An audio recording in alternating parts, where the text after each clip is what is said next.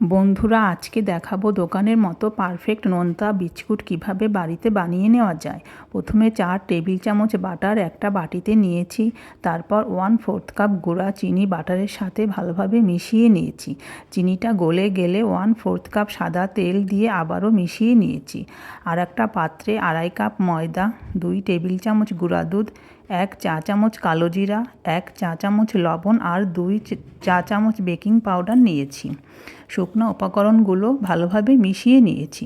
তারপর বাটার, চিনি আর তেলের মিশ্রণটা ঢেলে দিয়ে ভালোভাবে মিশিয়ে নিয়েছি। হাতের সাহায্যে মেখে একটা ডো করে নিতে হবে। মাখার সময় যদি শুকনা শুকনা থাকে তাহলে একটু পাতলা দুধ দিয়ে নিতে হবে। কোনো প্রকার জল দেওয়া যাবে না।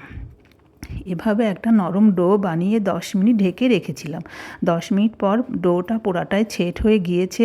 তারপর ডোটাকে ব্যালন পিঁড়িতে রেখে একটু মোটা করে কুকি কাটার দিয়ে বিস্কুটের শেপ দিয়ে নিয়েছি। আর কয়েকটা চাকুর সাহায্যে চৌকা শেপ দিয়ে নিয়েছি।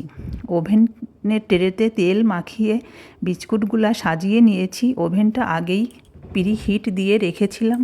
তারপর ট্রেটা ওভেনে ঢুকিয়ে 180 ডিগ্রি তাপমাত্রায় 20 মিনিট বেক করে নিয়েছি। 20 মিনিট পর ট্রেটা নামিয়ে নিয়েছি। বিস্কুটগুলো অনেক সুন্দর হয়ে গিয়েছে। একটা ভেঙে দেখাচ্ছি বন্ধুরা কতটা পারফেক্ট হয়েছে। মুখে দিলেই মিলিয়ে যাবে। আশা করি তোমাদের ভালো লাগবে। ধন্যবাদ।